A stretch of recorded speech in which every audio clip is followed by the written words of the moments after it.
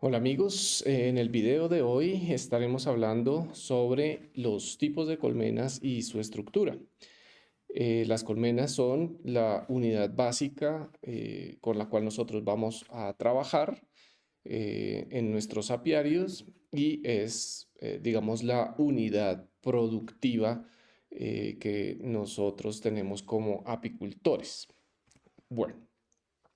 Los objetivos de aprendizaje de este video son aprender cuáles son los diferentes tipos de colmenas que existen en el mundo, entender el impacto que tiene el tipo de colmena que usemos y conocer las diferentes partes de una colmena y su función. Comencemos.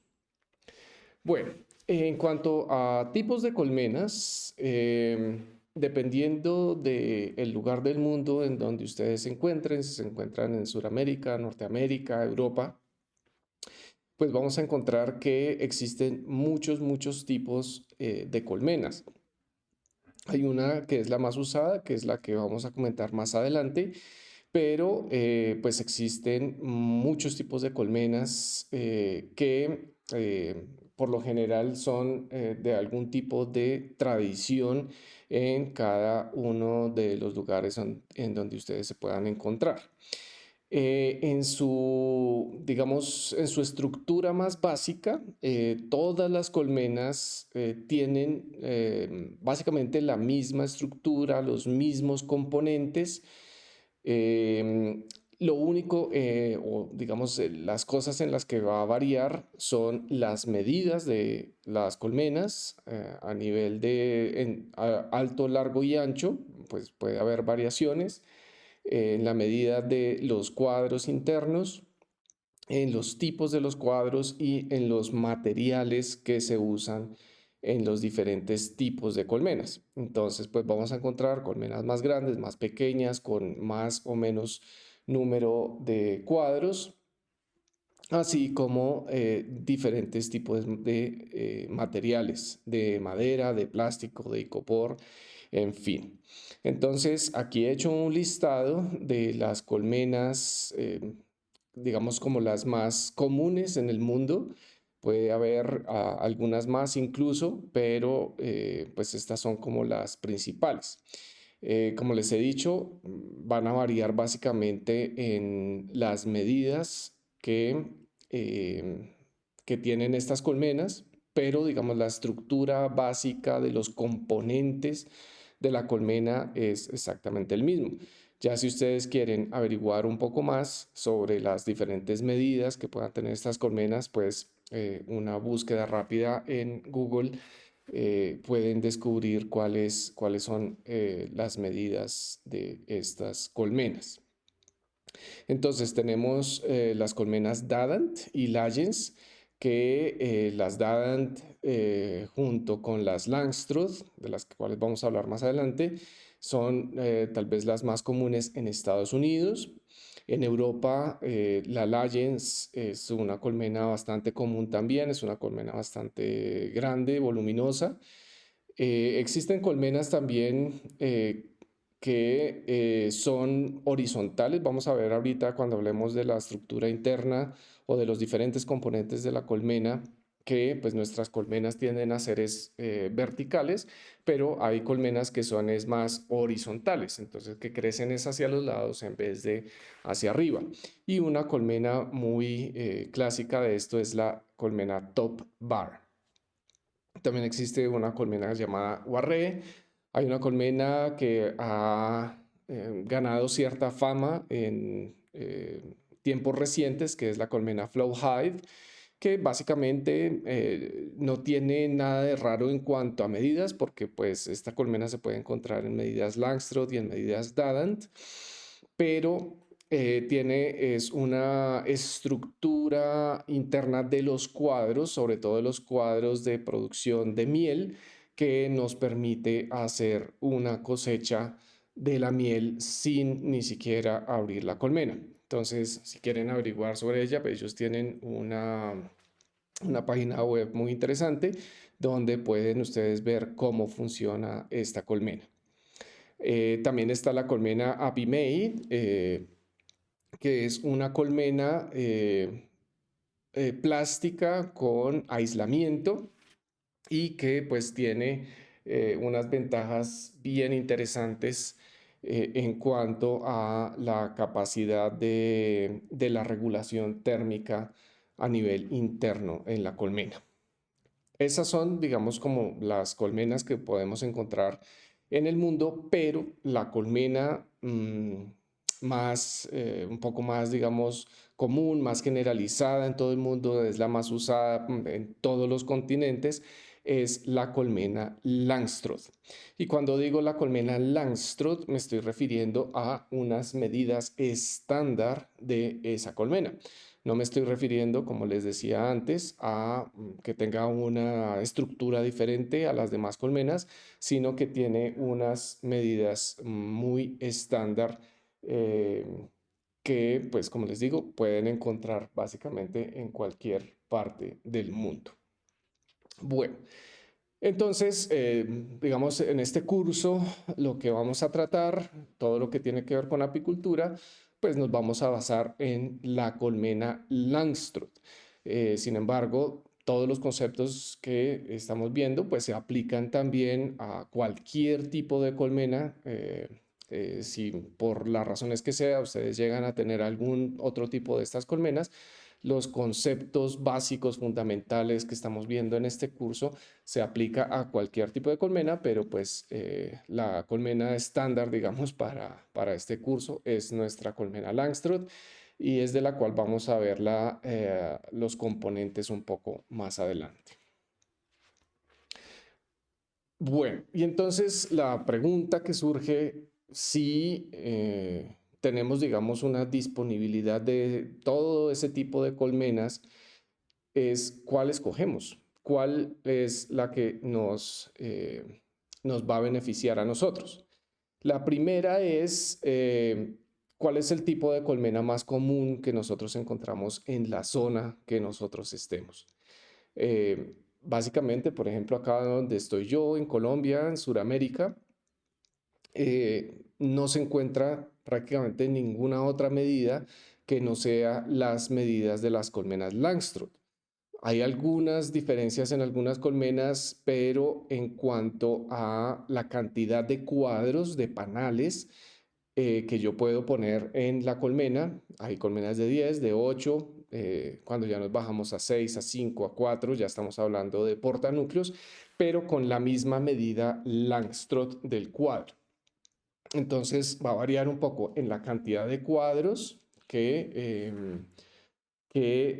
nosotros podamos introducir en la colmena, pero con la medida Langstroth. Ya si ustedes se encuentran, por ejemplo, en Estados Unidos o en España, en Europa, ustedes pueden tener una selección un poco más amplia de este tipo de colmenas y ustedes pueden decidir finalmente desde el punto de vista de la disponibilidad cuál colmena les gusta, cuál les puede funcionar. Ahora, hay ciertos parámetros que también nos van a ayudar a decidir qué tipo de colmena vamos a escoger y, como les mencionaba, es en dónde nos encontramos. Entonces, dependiendo del lugar del mundo en donde ustedes se encuentren y dependiendo de la disponibilidad que ustedes tengan de diferentes tipos de colmenas, ustedes pueden escoger una u otra. Aquí, por ejemplo, donde yo estoy en Colombia, como es solo Langstroth, digamos, esa es la única a la que podemos acceder. Otra razón, otro parámetro importante para decidir cuál tipo de colmena vamos a escoger es cuál es nuestro objetivo apícola. Y con eso me refiero a, yo estoy teniendo mis colmenas o estoy entrando en la apicultura como hobbyista. Soy un amante de la naturaleza, de los insectos, de las abejas y simplemente quiero tener unas pocas colmenas para producir un poco para mi familia y para los amigos y para la familia. O yo estoy interesado en algo un poco más comercial, de pequeña escala, en donde ya pueda yo empezar a tener algunos productos para la venta un poco más comercial, o yo quiero realmente entrar a a ser un gran apicultor por el potencial de mi zona y es a lo que me quiero dedicar. En fin, ese tipo de parámetros nos van a ayudar a decidir qué tipo de colmena vamos a escoger. Entonces, por ejemplo, si yo estoy en Estados Unidos o en Europa, tal vez trabajando con abejas europeas y yo quiero ser un hobbyista, es decir, quiero tener simplemente unas pocas colmenas, por ejemplo, la colmena que les mencioné antes, la Flow Hive, ese tipo de colmena, que es una colmena mucho más costosa, pero digamos que dentro de los parámetros que yo quiero, pues puede ser muy interesante. Ya si yo quiero algo más comercial, ese tipo de colmenas que ya son de alto costo, pues empieza a ser un poco más inviable. Entonces tengo que escoger una colmena, digamos, de madera normal con cuadros normales.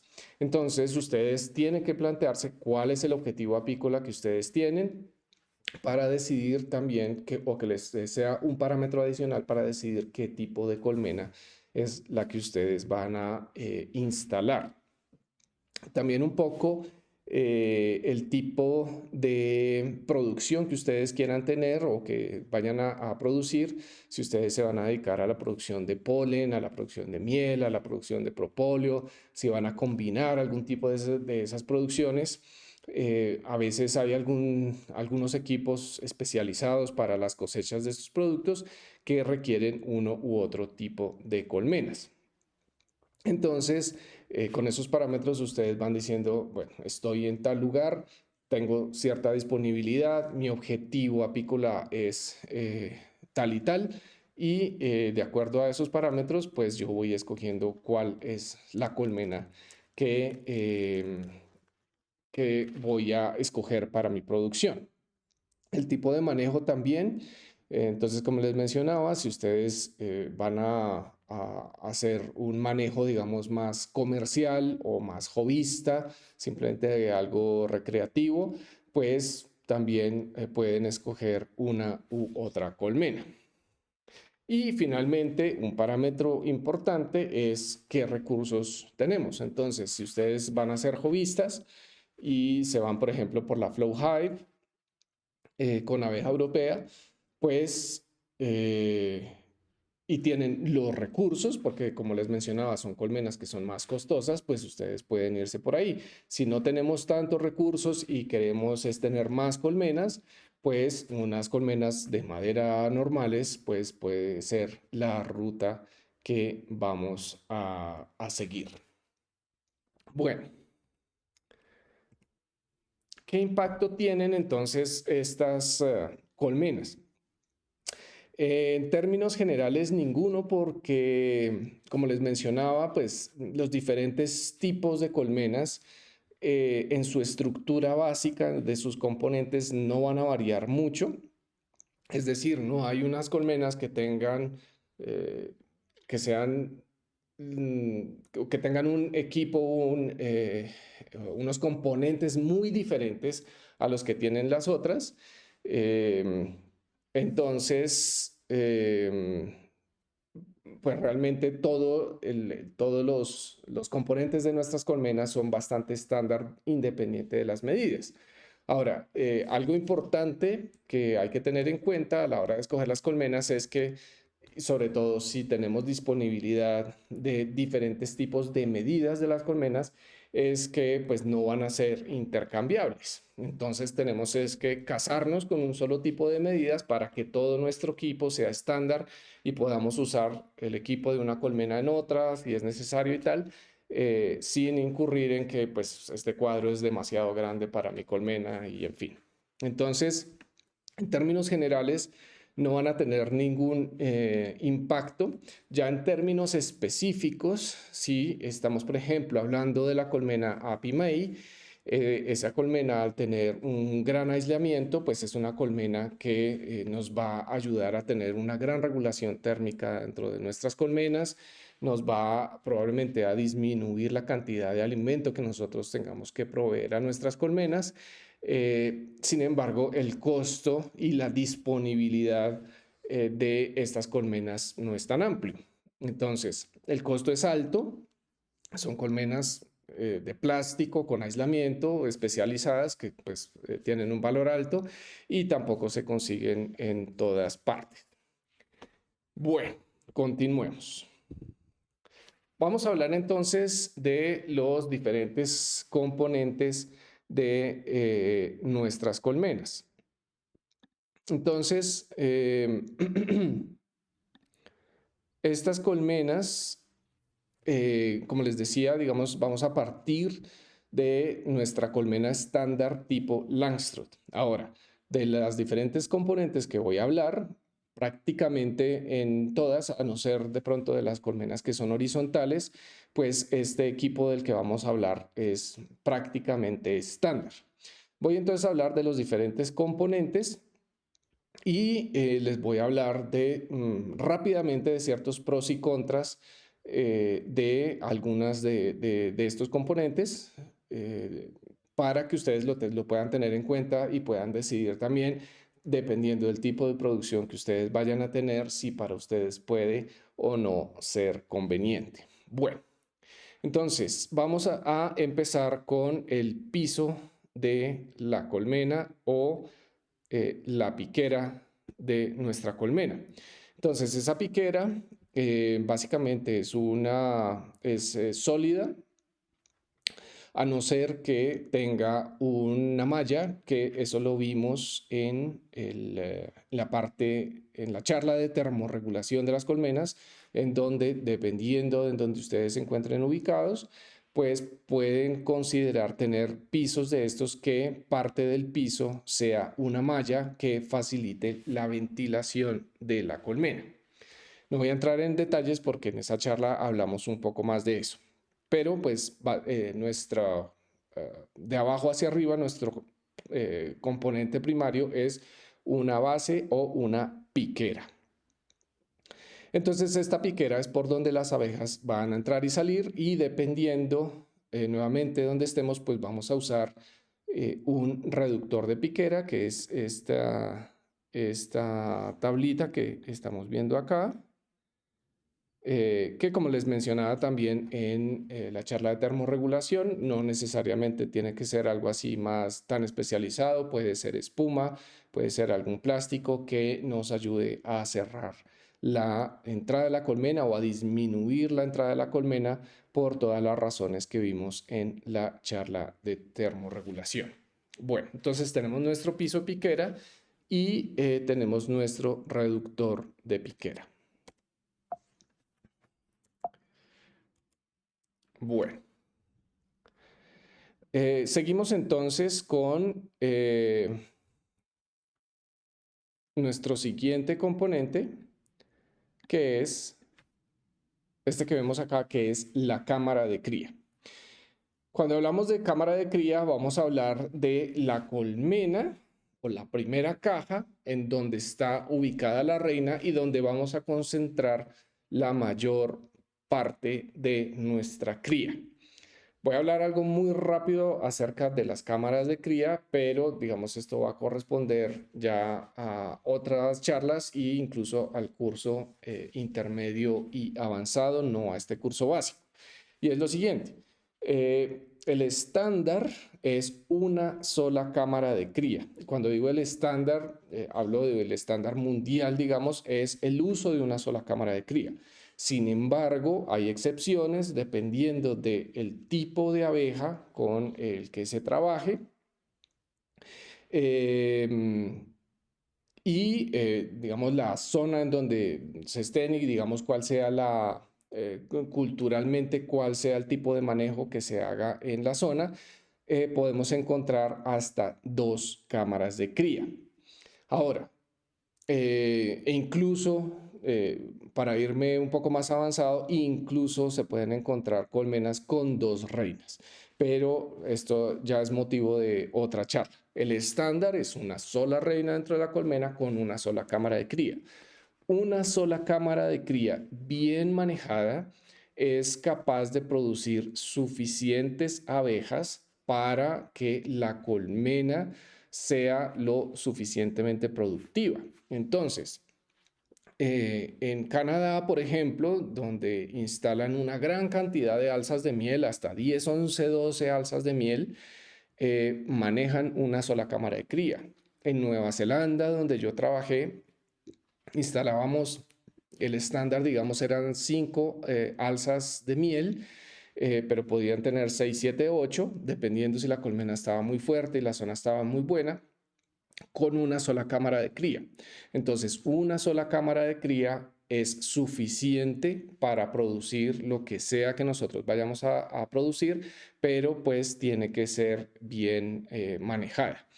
A la hora de nosotros poner una segunda cámara de cría, es posible que, digamos, la reina puede tener el potencial de llenar ambas cámaras de cría, pero estamos incurriendo en costos adicionales por el equipo y en dificultades del manejo porque ya no estamos manejando una sola cámara de cría, sino dos, y por ejemplo, en el manejo de el control de la enjambrazón, pues ya no tenemos que revisar solo 10 cuadros en una colmena, sino tenemos que revisar 20 cuadros en una colmena. Entonces, en algunas zonas, pues es un poco tradicional manejar dos cámaras de cría, pero realmente desde el punto de vista de la eficiencia, una sola cámara de cría con una buena reina es capaz de producir la suficiente cantidad de abejas para producir cualquier producto en cualquier zona.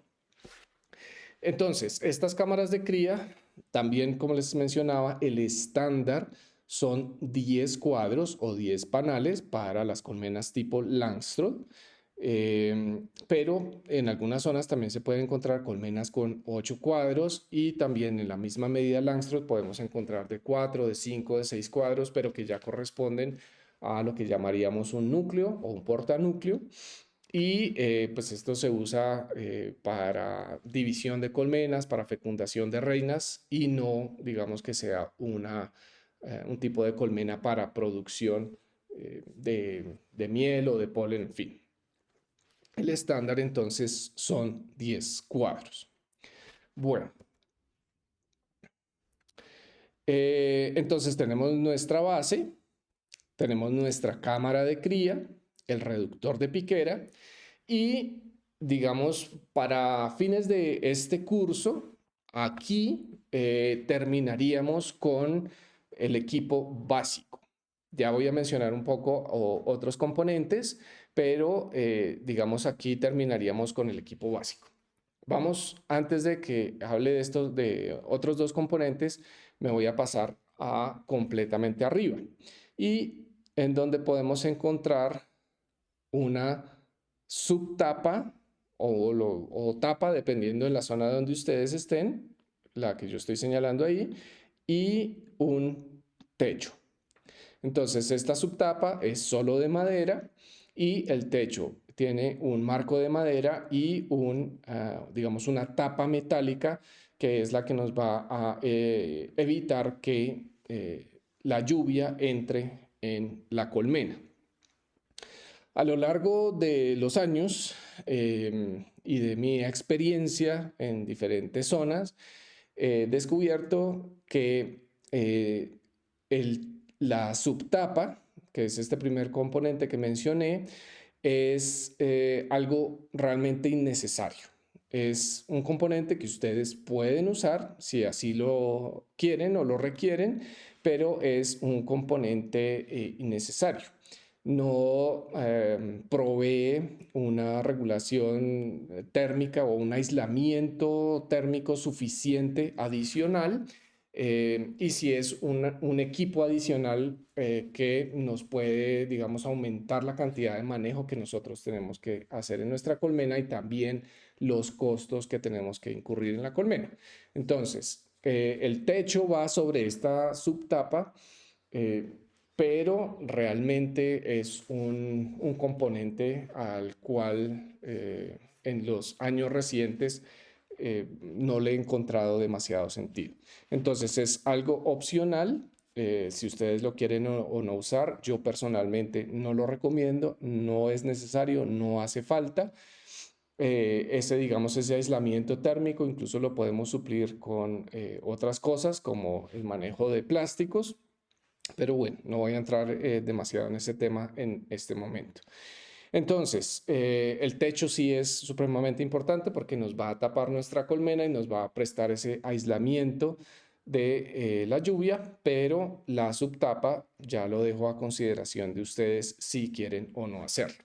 Entonces, en nuestro caso, para nuestro curso básico, estaríamos hablando de que el equipo básico para desarrollar una colmena y que ya esa colmena vaya a estar, digamos, esté lista para entrar a una etapa productiva, solo vamos a necesitar nuestro piso, nuestra cámara de cría, un reductor de piquera, que puede ser en madera, espuma o cualquier otro material, y un techo. Digamos, eso es suficiente para que nosotros podamos arrancar con nuestra, digamos, práctica apícola. Otro componente adicional que no tengo acá, pero del cual hablamos en la charla de alimentación, es nuestro alimentador. Y dependiendo de todas las características que hablamos en esa charla, pues ustedes van a escoger si quieren un alimentador interno, un externo, uno de techo, en fin. Es importante ver esa charla para entender cómo funciona lo de los alimentadores. Bueno, adelantándome un poco a cursos posteriores, el curso intermedio y avanzado, vamos a hablar de dos componentes que son importantes y uno es el excluidor y entonces es este implemento plástico, que también los hay de madera, ya vamos a hablar un poco más de ellos, que es un excluidor de reinas. Entonces, ese excluidor se coloca encima de nuestra cámara de cría y nos va a impedir que la reina suba a las alzas o a las cajas de miel, suba a poner huevos allí y que tengamos cría en la cámara de cría y en las salsas. Porque en el momento que si ustedes van a hacer una cosecha de miel, no quieren que su miel se vaya a ver contaminada con cría cría de las abejas. Entonces es importante el uso del excluidor para evitar que nuestra reina se suba a tener cría en cualquiera de las cajas subsiguientes que no sea nuestra cámara de cría. Bueno, ya vamos a hablar un poquito más del excluidor. Vamos a terminar con nuestros componentes y ya vamos a entrar en otro par de temas. Entonces, arriba del excluidor, todo lo que vaya arriba de la cámara de cría y arriba del excluidor la vamos a llamar alzas. Y estas alzas de miel, que básicamente su propósito es almacenar miel, pues tienen, digamos, ese objetivo, la producción de miel. Ahora, hay básicamente tres medidas básicas en las colmenas Langstroth para estas alzas. Una es una alza entera que correspondería a la misma medida de nuestra cámara de cría. Entonces sería básicamente una cámara de cría sobre el excluidor, pero al estar sobre el excluidor y el objetivo ser la producción de miel, sería un alza. Ya voy a hablar algunos pros y contras de las diferentes medidas. La siguiente medida es lo que llamamos, que se llama la alza japonesa o 3/4. Y esto es porque la altura de esta alza es 3/4 de lo que es una cámara de cría. Y finalmente tenemos la media alza. Y la media alza, como su nombre lo dice, es la mitad de la medida de la altura de una cámara de cría. ¿Qué tipos de alzas yo voy a usar? Nuevamente, depende del tipo de producción en donde yo esté, el tipo de abeja que yo esté manejando, el tipo de centrífuga que yo tenga, me va a hacer decidir con uno u otro tipo de alzas. Como les digo, esto va a ser para el curso intermedio y el avanzado, donde vamos a hablar un poco más de esto, pero para que vayan teniendo conocimiento de cuáles son los componentes y las diferentes opciones que ustedes puedan tener. Algo importante a tener en cuenta con las medidas de las alzas es en que entre más grande el alza, es decir, si nuestra alza es de la medida de una cámara profunda, de una cámara de cría, a la hora de cargar nosotros, si tenemos que cargar esas cajas, van a ser cajas muy, muy pesadas si están llenas de miel.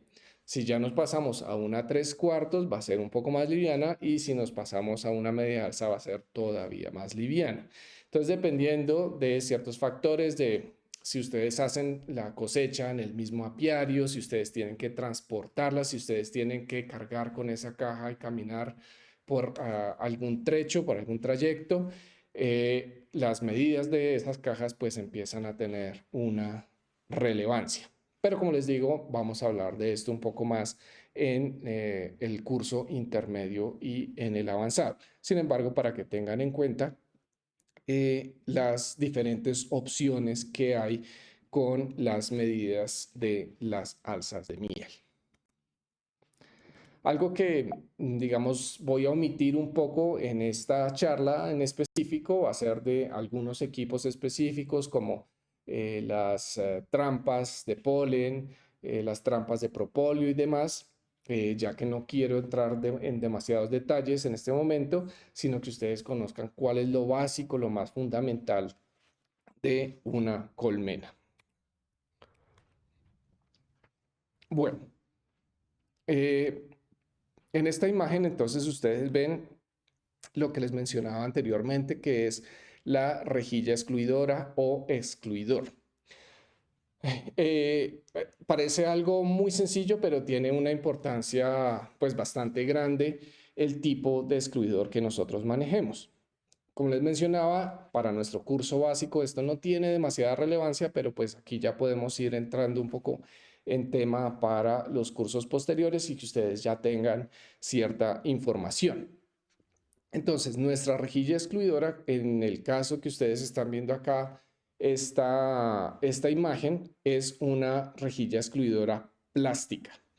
Como ustedes ven, por un lado es muy delgada, entonces es un equipo que realmente no pesa mucho, se puede transportar fácil, es flexible, y tiene algo muy, muy importante que pareciera un detalle sin mucha importancia, pero que pues realmente sí la tiene. Y es que ustedes ven que la rejilla excluidora cubre prácticamente toda el área de nuestra colmena o de la parte, digamos, superior de la colmena. ¿Esto qué importancia tiene? La importancia que tiene es el flujo potencial de abejas de abajo hacia arriba y de arriba hacia abajo. ¿Qué es lo que pasa? Hay algunos de estas rejillas excluidoras que son hechas en madera y que tienen, digamos, algunos tabiques bastante largos en madera, y el área por donde tienen que pasar las abejas es un área muy reducida. Algo también que pasa, que ustedes van a ver en el manejo de sus abejas, es que las abejas, algunos de estos orificios los van a cerrar con cera, con propóleo y tal, y van a disminuir un poco el área digamos, disponible para ese flujo de abejas. En el caso de esas rejillas excluidoras de madera, con esos tabiques de madera, lo que puede pasar es que si taponan o cierran un poco eso con cera, con propóleo, se disminuye mucho el flujo potencial o el área disponible para que haya flujo de abejas de abajo hacia arriba, de arriba hacia abajo, y puede provocar procesos de enjambrazón, porque las abejas pueden verse muy apretadas en algún momento, y como no pueden fluir en ambas direcciones rápidamente, pueden verse apretadas, pueden asumir que se quedaron sin espacio y pueden iniciar procesos de enjambrazón. Por eso, una rejilla plástica que tenga prácticamente toda el área disponible para que las abejas puedan fluir nos va a ayudar muchísimo a evitar procesos de enjambrazón cuando, digamos, hay flujos de néctar bastante grandes. Bueno, eso en cuanto a las rejillas excluidoras.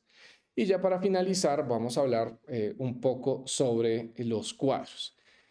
Digamos, el marco básico de convencional es un marco de madera con el diseño que ustedes ven acá, con unos alambres que van de un lado hacia el otro y con una lámina de cera que se usa como base para que las abejas empiecen a construir sus panales. Ya les voy a hablar un poco acerca de esto, pero digamos, esto es para que consideren qué es lo más normal que se encuentra alrededor del mundo. Es un marco de madera con unos huequitos para que pase los alambres y una lámina de cera. Eso es como lo más básico. Hay otro tipo de cuadros que son los cuadros plásticos. Entonces, podemos encontrar, por ejemplo, un marco de madera con una lámina plástica que se inserta dentro de este cuadro en una rendija aquí superior y una rendija inferior, de tal manera que no hay necesidad del uso de alambres ni de láminas de cera, sino que es una lámina plástica que puede tener digamos, pintada con cera para que las abejas la acepten y pues funciona bastante bien si estamos hablando de abejas europeas. Entonces, voy a terminar aquí la explicación de los cuadros plásticos y ya les voy a hablar por qué de abejas europeas. Entonces, puede ser el marco de madera con una lámina plástica o se encuentran completamente los cuadros